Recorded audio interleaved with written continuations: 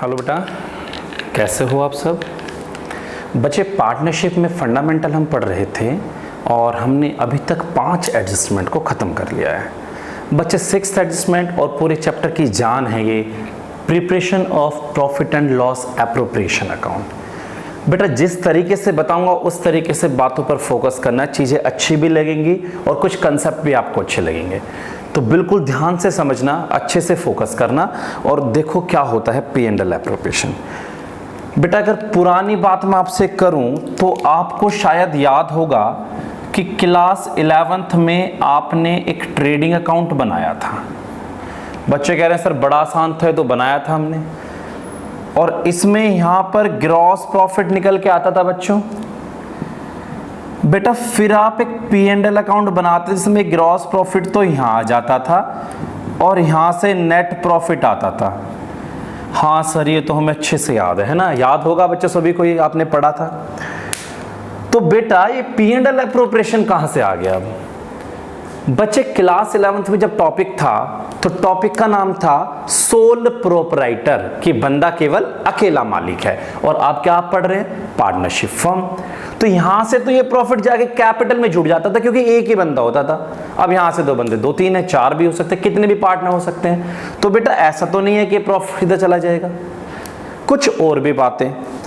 ये जो प्रॉफिट आया है ये पार्टनर में किस तरीके से बांटा जाएगा उसको बोलते हैं प्रॉफिट एंड लॉस एप्रोप्रिएशन। बेटा एप्रोप्रिएशन का मतलब होता है बंटवारा। मैं बताऊंगा आपको कैसे बनेगा। P and L appropriation account आप यहां फॉर्मेट में लिखेंगे पर्टिकुलर्स रुपीज, पर्टिकुलर्स रुपीज। बेटा यहां पर वही लिखते हैं, नीचे जो लिखना होता है फॉर द ईयर एंडेड, मैंने यहां पर लिख दिया है। आप नीचे लिखेंगे फॉर द ईयर एंडेड 31 मार्च, जो भी आपका ईयर होगा बच्चे। तो बेटा जब यहां से ये यहां गए, यहां आया, तो फिर ये यहां से यहां आना चाहिए। तो सबसे पहले जो इसकी शुरुआत है वो यही है, या तो आप बाय पी एंड एल लिख दो या net profit during the year. अब बच्चे कह रहे हैं सर इसका तो हमें याद है कि इसमें डायरेक्ट एक्सपेंस आते थे जो प्रोडक्शन से जुड़े हुए होते थे। बाकी बच्चे कह रहे हैं इसका हमें पता है जी, इसमें इनडायरेक्ट आते थे जो प्रोडक्शन से जुड़े हुए नहीं होते थे। तो बेटा इसमें कौन से आते हैं? प्रोडक्शन के भी हो गए, बिना प्रोडक्शन के भी हो गए।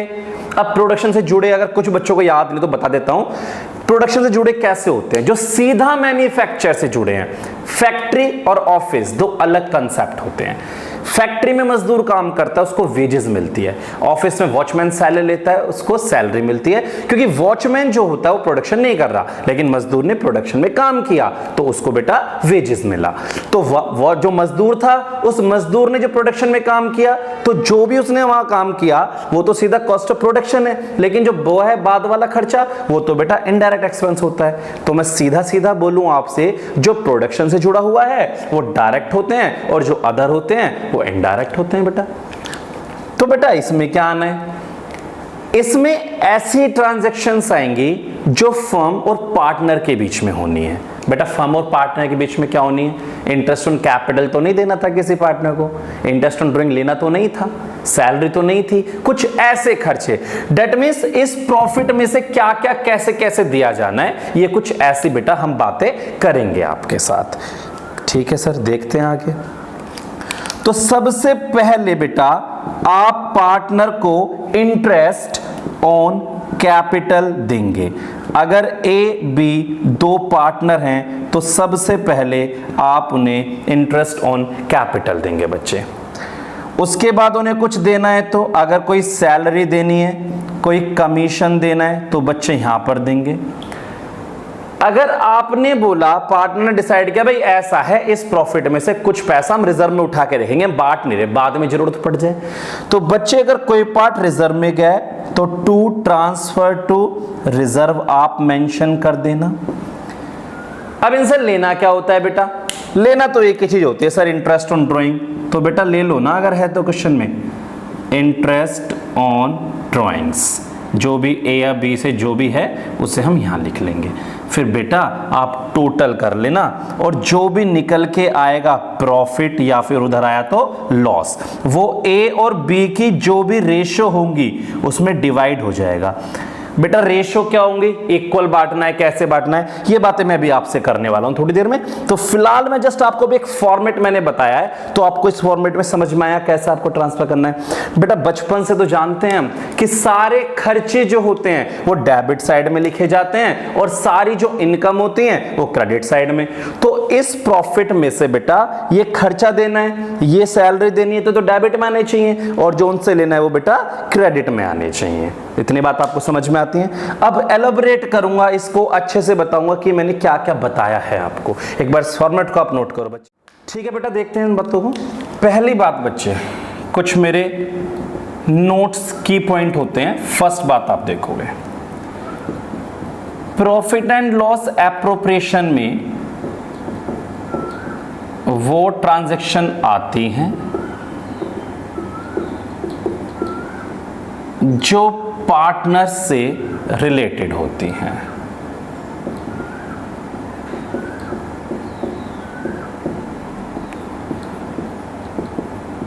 जो भी पार्टनर को देना है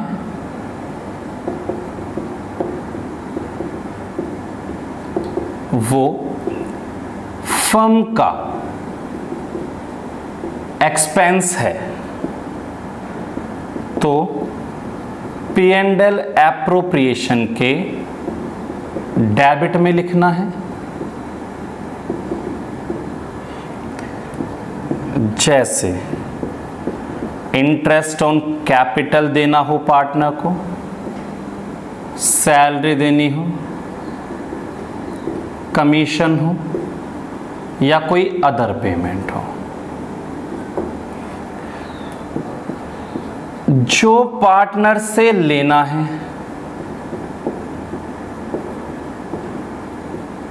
वो P&L एप्रोप्रिएशन के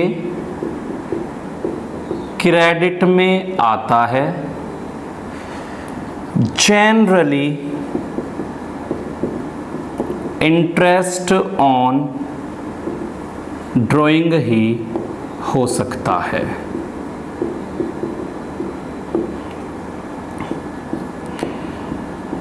P&L एप्रोप्रिएशन अकाउंट का नेचर नॉमिनल होता है। बेटा एक नंबर में पूछ सकता है नेचर कैसा होता है, नॉमिनल होता है। बेटा कोई भी अकाउंट जिससे बाद में प्रॉफिट या लॉस निकल के आते हैं वो हमेशा कैसे नेचर के होते हैं बेटा, नॉमिनल नेचर के होते हैं। ठीक है बच्चे, इन पॉइंट को नोट करो। इसके बाद फिर इन आइटम्स के बारे में हम एक एक करके बात करेंगे, अच्छे से नोट करो फटाफट। तो बेटा जो भी आपने की पॉइंट्स देखे थे उसमें आपने क्या देखा कि P&L एप्रोप्रिएशन में ऐसे ट्रांजैक्शन हैं जो पार्टनर से जुड़ी होती हैं बच्चे, सारे खर्चे डेबिट साइड में आते हैं, सारे इनकम क्रेडिट साइड में आती हैं। ये हमने बातें देखी थी। जो भी पार्टनर को देना है वो इधर, जो उनसे लेना है वो इधर। बच्चे कुछ और बातें उन पे आप ध्यान देना, क्योंकि अब जो ये जो खेल है वो इस चीज पे आके अटकेगा। अब इस पे आप ध्यान दो। देखो पहली बात, ये कुछ की टर्म्स हैं, इन्हें आप समझना। ये जो प्रॉफिट है, नेट प्रॉफिट जो होता है, ये बिफोर ऑल एप्रोप्रिएशन होना चाहिए। मेरी इस बात का मतलब क्या है बच्चे, ये प्रॉफिट होता है और ये होते हैं बेटा इसके appropriation, interest on capital, salary, commission, मतलब जो इसमें से देना है। इन केस अगर आपको प्रॉफिट पहले से ही आफ्टर सैलरी दे रखा है, यानी प्रॉफिट दे रखा है सैलरी देने के बाद, तो बेटा वो तो आफ्टर एप्रोप्रिएशन हो गया। और जबकि हमें क्या लेना होता है, बिफोर एप्रोप्रिएशन। तो मैं सैलरी को वापस ऐड कर लूं। एक प्रैक्टिकल बात सुनो, मेरा एक पार्टनर ए है, फर्म को 2 लाख रुपए का प्रॉफिट हुआ और ए को 40,000 की सैलरी देनी थी। तो ए को 40 सैलरी देने के बाद प्रॉफिट कितना बचता, 1,60,000।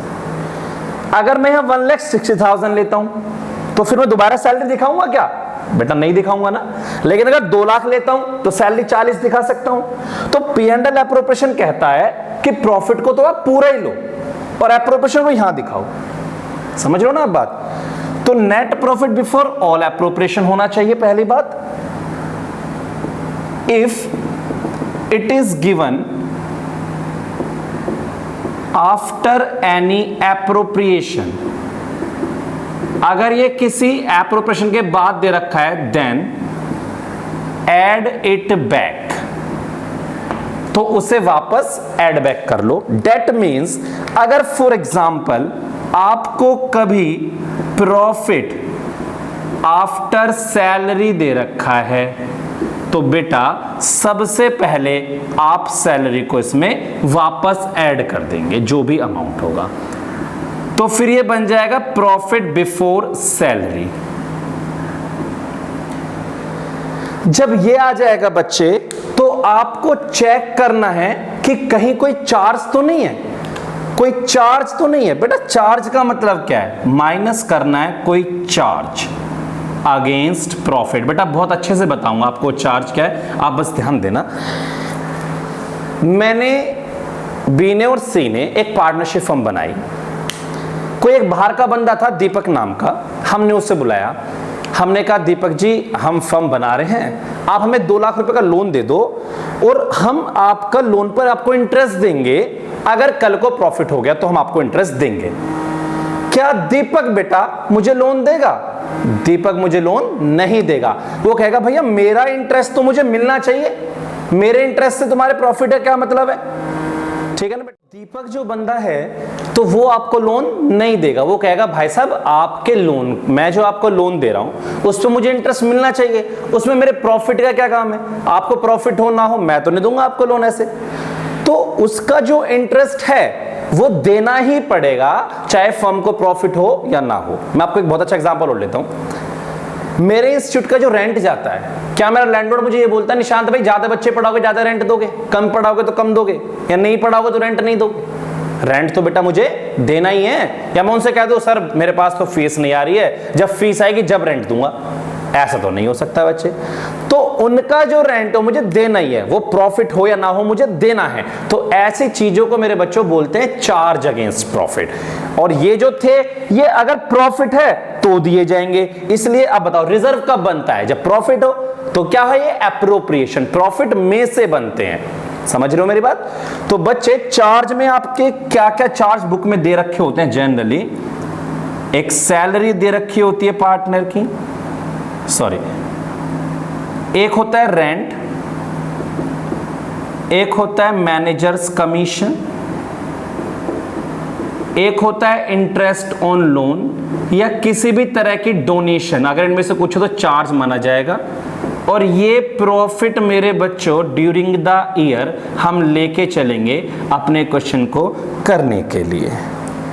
ये बात आपको समझ में आती है बच्चे? आप इसे नोट करो फटाफट, इसके बाद हम आगे बढ़ते हैं। तो बच्चे P&L एप्रोप्रिएशन का कॉन्सेप्ट हमने देखा। P&L एप्रोप्रिएशन में कैसे कैसे हमें ट्रांजैक्शंस डालनी है, फिर बाद में प्रॉफिट कैसे बांटा जाना है। तो मैं थोड़ा सा आपको प्रॉफिट ऑफ डिवीजन सिखा दूं, डिवीजन ऑफ प्रॉफिट, कैसे प्रॉफिट बांटा जाएगा। लो बेटा जरा देखना है इस चीज को। डिवीजन ऑफ प्रॉफिट आपको कैसे कैसे करना है, 2-3 एग्जांपल से मैं आपको बता देता हूं। एग्जांपल 1 है X and Y are partner in equal ratio. बेटा इक्वल रेशो, ये रेशो क्या होते हैं? रेशो वो होती है जिसमें हम प्रॉफिट बांटने के लिए एग्री करते हैं। जैसे आपने मैंने बोला भैया 50-50% करेंगे, 50-50, इसका मतलब बराबर बराबर। मान लेते हैं इनकी फर्म को प्रॉफिट हुआ था 30,000 रुपए, तो बेटा कैसे बटेगा इसमें देखो इक्वल रेशियो का मतलब है 1:1, यानी अगर एक हिस्सा x का तो एक हिस्सा y का, ऐसे होगा कि प्रॉफिट के 2 हिस्से किए जाएंगे बराबर बराबर। तो बेटा x का शेयर कितना होगा प्रॉफिट में? x का शेयर कितना होगा? जो 30,000 का प्रॉफिट है, वैसे तो आप इंटेलिजेंट हो तो आपको भैया 15-15 हो गया, लेकिन निकालते कैसे हैं? x का पार्ट कितना है? 1 अपॉन में इसका सम लेते हैं बेटा, 1 और 1 2, तो कितना आ गया कट के? 15,000 बच्चे। ऐसे बेटा y का शेयर आप निकालो, कितना? 30,000 और y का हिस्सा भी कितना है 1/2, कितना आ गया बेटा 15। ऐसे हम करते हैं। इन केस बेटा अगर प्रॉफिट 30,000 हो और XY की रेशो 3:2 हो, आप कहोगे भैया ये भी कोई मजाक वाली बात हुई। 30,000 में x का शेयर मेरे बच्चों कितना है 3/5, दोनों का सम, तो बेटा कितना आ गया 18,000। और बेटा y का शेयर कितना आ गया 30,000 में 2/5।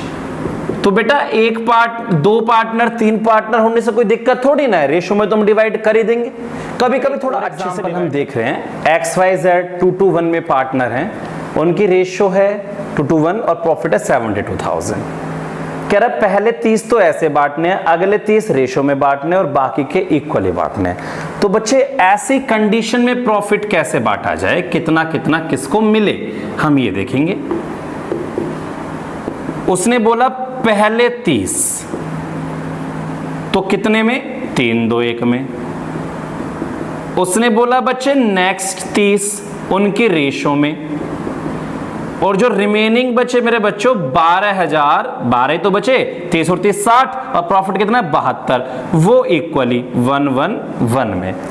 तो पहले 30 को जब 3/2 में डिवाइड करोगे तो इसको 15 मिलेगा, इसको 10 मिलेगा, इसको 5 मिलेगा।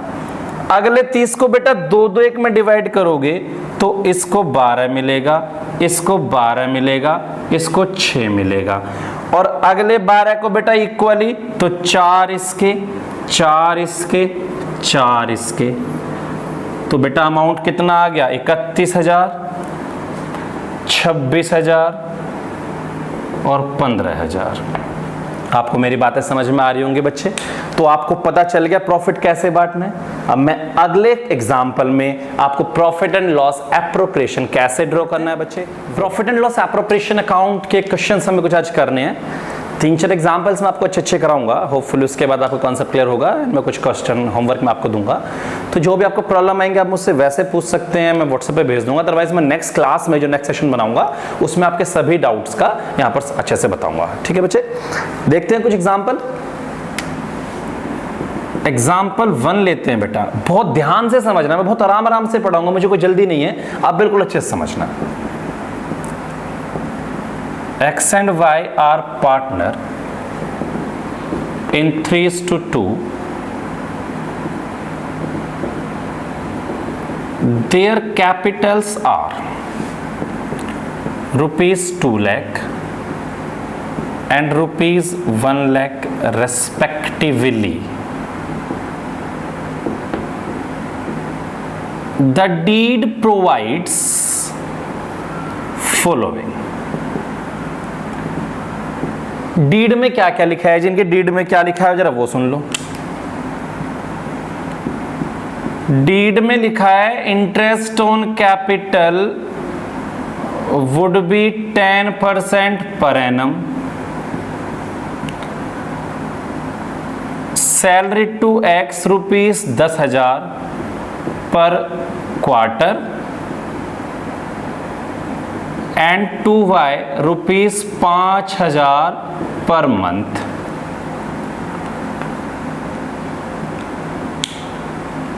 ठीक है बच्चे, आगे। The profit during the year ended 31 March 2020 was rupees, कुछ भी ले लेते हैं, 1,20,000।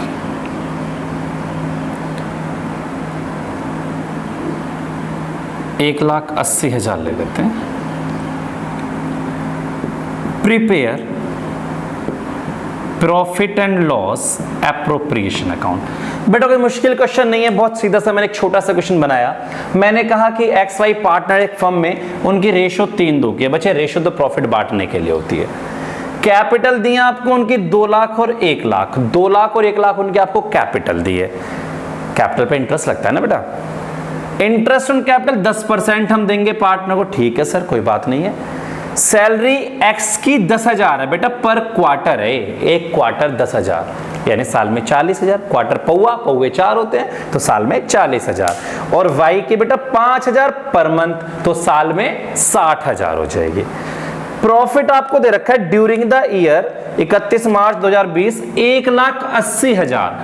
बेटा कहीं ऐसा तो नहीं लिखा आफ्टर चार्जिंग सैलरी, कुछ ऐसी बात तो नहीं लिखी, आफ्टर चार्जिंग सैलरी ऐसा कुछ भी नहीं लिखा है क्वेश्चन में। तो दैट मीन्स प्रॉफिट हमें इज्जत के साथ दिया हुआ है, हमें उसमें कुछ भी उंगली नहीं करनी है, वो सिंपल है बच्चे।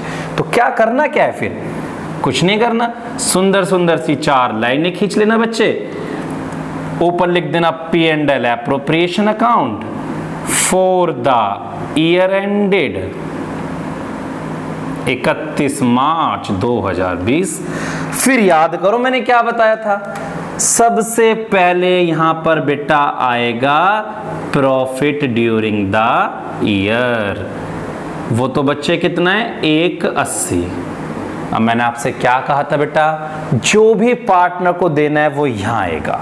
सबसे पहले क्या था फॉर्मेट में, इंटरेस्ट ऑन कैपिटल था, तो बेटा इंटरेस्ट ऑन कैपिटल दे दो ना पार्टनर को।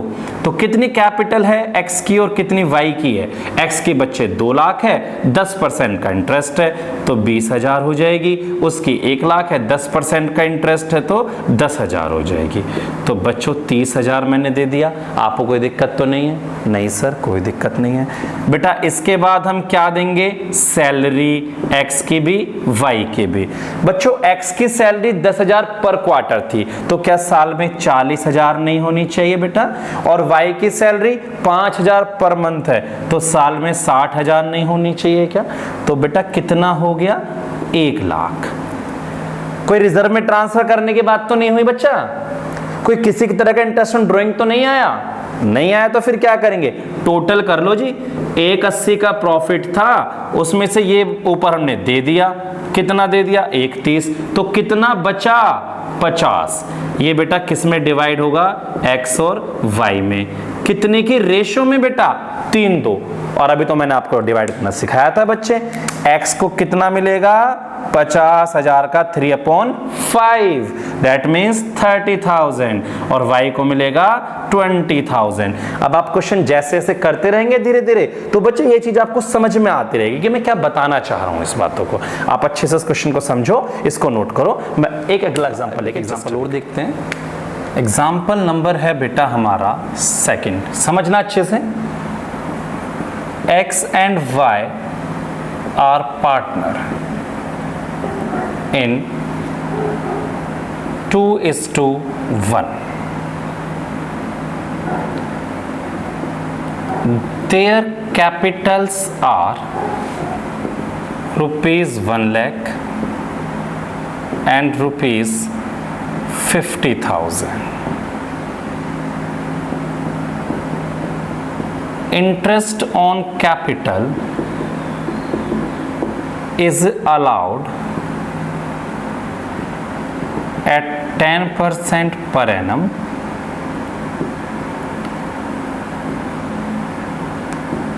Y was allowed a salary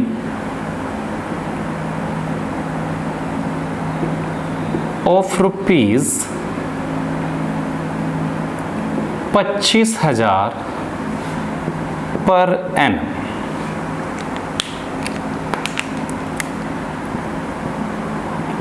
Profit for the year ended 31 March 2020 after debited Y की सैलरी was rupees 45,000। ठीक है बच्चे, प्रिपेयर P&L एप्रोप्रिएशन अकाउंट। वैसे मेरे क्वेश्चन लिखते आपको याद आ गया होगा कि भैया ने अभी तो बताया था कि ये जो प्रॉफिट है वो आफ्टर चार्जिंग एप्रोप्रिएशन नहीं होना चाहिए, वो तो बिफोर चार्जिंग एप्रोप्रिएशन होना चाहिए। और यहां पे क्या दिया आपको, आफ्टर डेबिटेड वाई की सैलरी, यानी सैलरी देने के बाद, जबकि होना चाहिए सैलरी देने से पहले। तो बेटा फॉर्मेट तो आप बना लोगे, क्वेश्चन भी आप कर लोगे। मैं बस P&L एप्रोप्रिएशन अकाउंट लिखूंगा।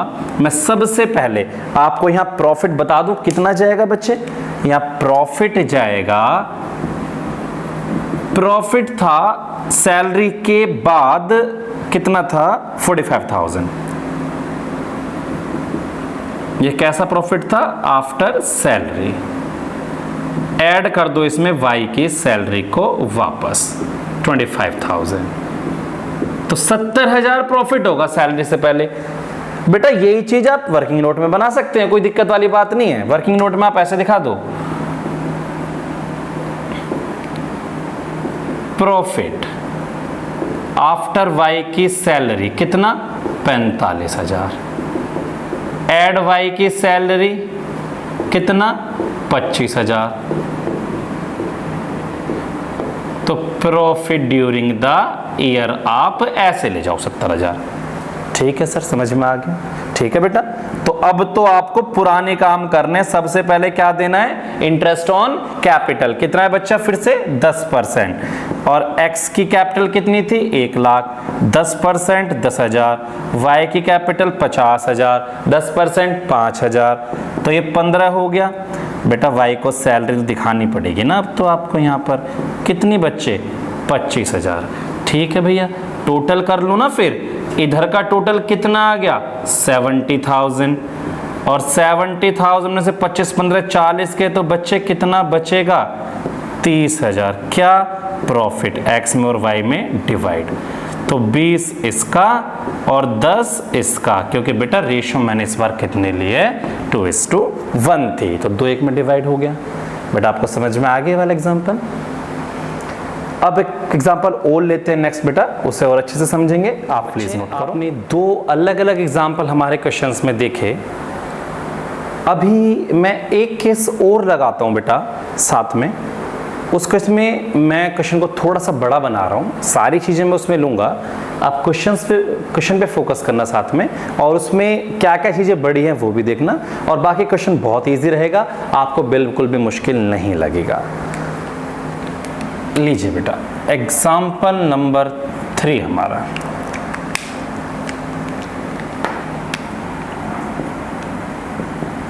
X, Y and Z are partner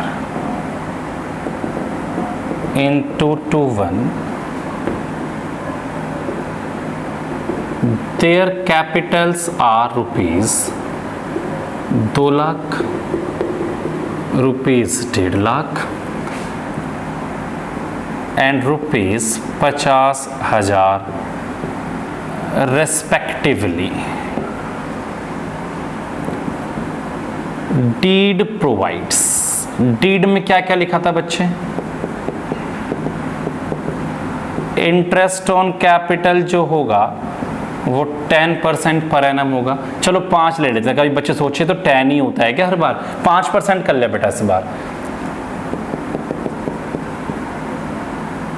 salary to X rupees 60,000 per annum and to Y rupees 5,000 per quarter.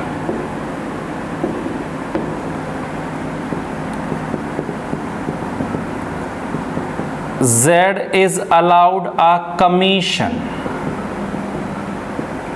of 10% on turnover। ठीक है सर, कोई दिक्कत नहीं है यहां पर भी हमें।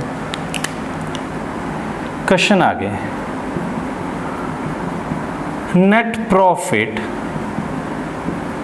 For the year ended 31 March 2020 was rupees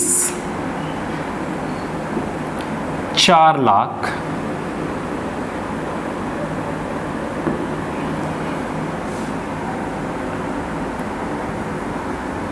whereas interest on drawing of x and y are rupees 10,000 and rupees 30,000. Prepare P&L appropriation account. बेटा क्वेश्चन में सारी चीजें मैंने ली हैं, लेकिन अभी मैंने क्वेश्चन को कैलकुलेटिव नहीं बनाया। मैंने क्यों नहीं बनाया? मैंने भी इंटरेस्ट ऑन ड्राइंग आपको दिया, नहीं तो मैं ऐसा भी कर सकता था, कोई सा रूल लगा देता इंटरेस्ट ऑन ड्राइंग का। तो लेकिन अभी आप जस्ट नॉर्मल क्वेश्चन को देखेंगे। प्रिपेयर P&L एप्रोप्रिएशन, बेटा एक चीज रहेगी क्वेश्चन में, and turnover is rupees 8 lakh. ये भी देखना है क्वेश्चन में, आपको ये भी देगा, मैंने ये दिया है आपको ऐसा, एंड टर्नओवर इज 8 लाख। उसके बाद वेयर एज, ये एक सारा क्वेश्चन है। लो जी बच्चों, देखो, समझो, परखो, क्वेश्चन में कुछ भी नहीं होगा। फिर से लिख लेंगे यहां पर P&L एप्रोप्रिएशन। बेटा सबसे पहले हमेशा की तरह प्रॉफिट ड्यूरिंग द कितना है? 4 लाख। और मैंने ऐसी कोई बात ही नहीं करी आपसे कि ये प्रॉफिट आफ्टर है बिफोर है। बेटा प्रॉफिट ड्यूरिंग द लिख सकते हो या बाय P&L लिख सकते हो, जैसे मन करे आप इसे लिख सकते हो। 4 लाख। क्या करते हैं बच्चे? फिर देते हैं भैया interest on capital. X, Y और जेड की कैपिटल पे इंटरेस्ट देते हैं, तो दे दो बच्चों इंटरेस्ट ऑन कैपिटल। एक्स की कैपिटल 2 लाख, कितने परसेंट है? 5, 10,000। उसकी कैपिटल 1.5 लाख, कितने परसेंट है? 5, 1500। 50,000 है तो 2500। तो बच्चे इंटरेस्ट ऑन कैपिटल दे दिया मैंने तीनों पार्टनर को। इसके बाद क्या देना है? सैलरी, केवल एक्स की और वाई की। कितनी है बेटा? एक्स की 60,000 पर एनम, पूरे साल की 60,000, और वाई की 5,000 पर क्वार्टर। कितने क्वार्टर होते हैं? 4 क्वार्टर होते हैं, तो 20,000। तो बेटा ये 80 वाली बात भी आपको समझ आई। अब क्या है? Z का कमीशन था 10%। किसका बेटा? टर्नओवर का। मेरे बच्चों टर्नओवर कितनी है? 8 लाख। तो 8 लाख पे 10% का कमीशन देना चाहिए ना, तो 8 लाख का 10% कितना हो गया? 80,000। तो Z का कमीशन आपको समझ में आ गया बेटा, 80,000। ठीक है सर। बेटा क्या रह गया आपका? Interest on drawing. एक्स की और वाई की ड्राइंग पे किधर आता है? इस साइड। तो इंटरेस्ट ऑन ड्राइंग, एक्स पे 10 और वाई पे 30। बस बच्चे टोटल करो, क्वेश्चन हो गया। 40, 4 40, 4 40, 80 80, 160, 1 80। तो बेटा 260 बच गया प्रॉफिट। एक्स और वाई में डिवाइड करो, कितने की रेशो है? 2 2 1, एक्स वाई जेड में। तो 5 से काटोगे 52 दूनी 104, 104 और 52। आप कर लेना कैलकुलेशन, मुझे टाइम नहीं लगेगा, आपको लगेगा। आप देख लें 2 2 1 में। समझ में आती है बात बेटा? करो फटाफट। आज की क्लास कम ले रहे हैं, ध्यान देना, बस लास्ट है।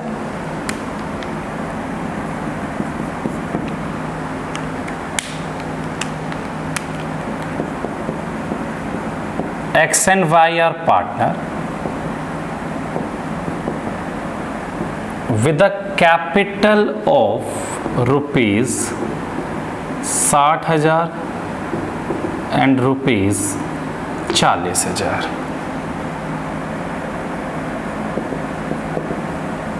Interest on capital is 10% per annum and interest on drawing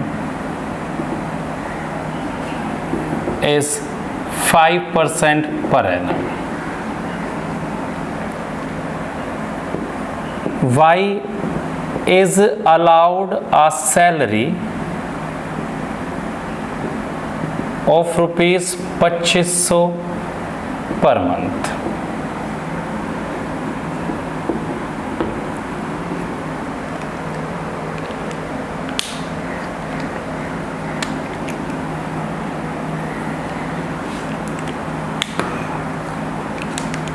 Profit for the year ended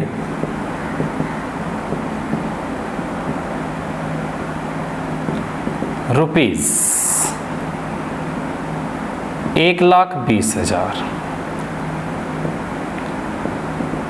after debited Y की salary,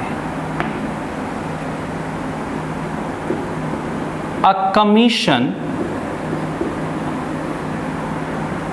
of 5% was to be provided to manager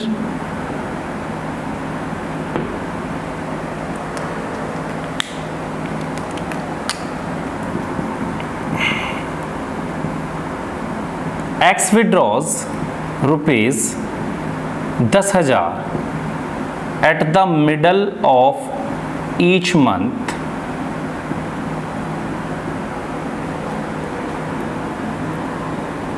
whereas Y's drawing is rupees 1,00,000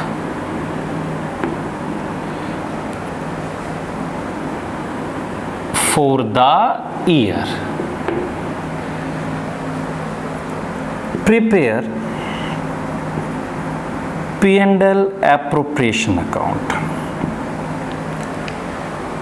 बच्चे बहुत सुंदर सा example है ये, इसे आप समझ लोगे तो होपफुली जो भी क्वेश्चंस मैं आपको होमवर्क में दूंगा आप सारे क्वेश्चंस कर पाएंगे। मैंने सब कुछ कॉन्सेप्ट इस क्वेश्चन में डालने की कोशिश करी। ठीक है बच्चे, क्वेश्चन देखा आपने, करते हैं इसको, अच्छे से समझना क्वेश्चन को मेरे साथ। क्वेश्चन में कुछ खास नहीं है, बस क्वेश्चन में मैंने कॉन्सेप्ट को बढ़ा दिया है। बेटा आप कहते हो भैया क्वेश्चन तो हमसे कोई भी करवा लो, आप बस हमें प्रॉफिट दे दो और मैं प्रॉफिट देने के बाद हम क्वेश्चन कर देंगे। मैंने कहा ठीक है। सबसे पहले तो आप यहां पर बच्चों नेट प्रॉफिट ही डालते हो ना सबसे पहले। अब नेट प्रॉफिट आपको मैंने दिया था, मैंने कहा था प्रॉफिट 1,20 है, लेकिन आफ्टर डेबिटिंग वाई की सैलरी, सैलरी देने के बाद। और बच्चे रूल क्या है, सैलरी देने से पहले होना चाहिए। तो जब वर्किंग नोट बनाओगे तो जो प्रॉफिट है वो आफ्टर वाई की सैलरी है 1,20,000। तो बेटा वाई की सैलरी को वापस इसमें प्लस करोगे, नहीं करोगे? तो वाई की सैलरी कितनी है, 2,500 पर मंथ। पर मंथ है बेटा, तो साल की कितनी हो जाएगी, 30,000। 12 महीने होते हैं। तो सैलरी देने से पहले जो प्रॉफिट था 1.5 लाख।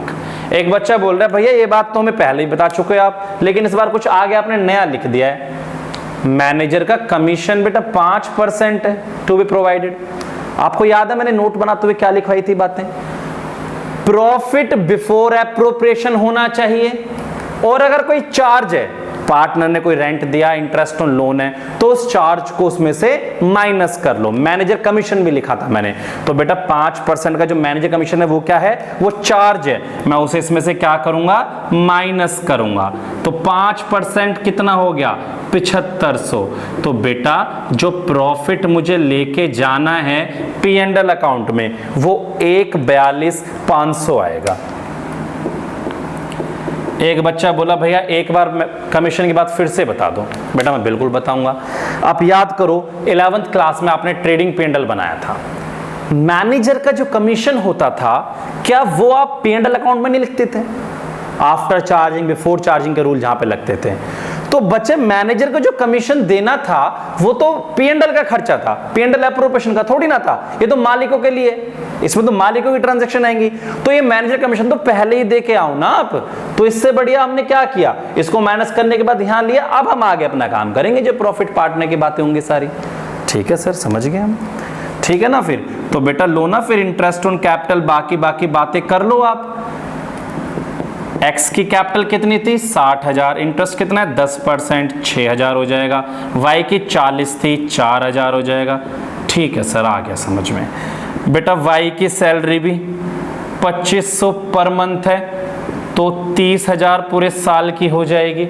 ये भी आपको समझ में आ गया, आपको ये भी समझ में आ गया, आपको ये भी समझ में आ गया। आपने ये भी कर लिया, कमीशन भी कर लिया। बस बेटा इंटरेस्ट ऑन ड्रॉइंग और कर लो, फिर तो आप धुरंधर हो। इंटरेस्ट ऑन ड्रॉइंग मैं आपको करा दूंगा, 5% का इंटरेस्ट है, वो तो ठीक है। एक्स निकाल रहा था 10,000 रुपए at the middle of each month, हर महीने के बीच में। आपने बेटा रूल तो पढ़े हैं महीने के बीच में। तो जब मैं इंटरेस्ट ऑन ड्राइंग निकालूंगा तो x की ड्राइंग कितनी हो जाएगी बेटा? जब 10,000 एक महीने में निकालता है तो साल में बेटा 1/20 निकालेगा।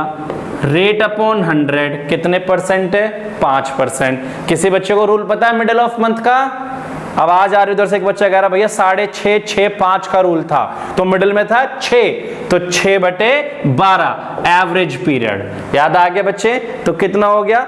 ये हो गया मेरे बच्चों 3,000 रुपए। ठीक है सर, हो गया 3,000। आगे बढ़ते हैं। वाई की ड्राइंग पे इंटरेस्ट। बेटा वाई ने पूरे साल में निकाले थे 1 लाख रुपए। इंटरेस्ट कितना? 5%। बेटा वाई का तो नहीं बताया, मंथली मिडल एंड कुछ ऐसा। अब क्या करें? इंटेलिजेंट बच्चा कह रहा है भैया जब डेट नहीं होती 6 महीने लगते हैं। मैंने कहा बिल्कुल सही कह रहा भाई, 6 महीने लगते हैं, तो मैं 6 लगा दूं ना फिर। तो बेटा ये बात समझ में आ गई ना आपको? इंटरेस्ट ऑन ड्राइंग यहां लिखते हैं, एक्स पे 3,000 और वाई पे 2,500, तो 5,500। आप ऐसा मत समझना कि इसका 6 है तो इसका भी 6 है। इसका 6 मिडल ऑफ मंथ की वजह से, अगर यहां मिडल ना होके एंड होता तो 5.5 करता, और इसका 6 इसलिए क्योंकि डेट नहीं दी हुई है। ठीक है सर, अब सही है। अब टोटल कर लो बेटा, 148 आ गया ये वाला, यहां भी 148 लिख दूं, इसको इसमें से माइनस करके 1,08,000 बचा दो। बेटा रेशो नहीं है आपके क्वेश्चन में, तो इक्वल बांट दो, इक्वल।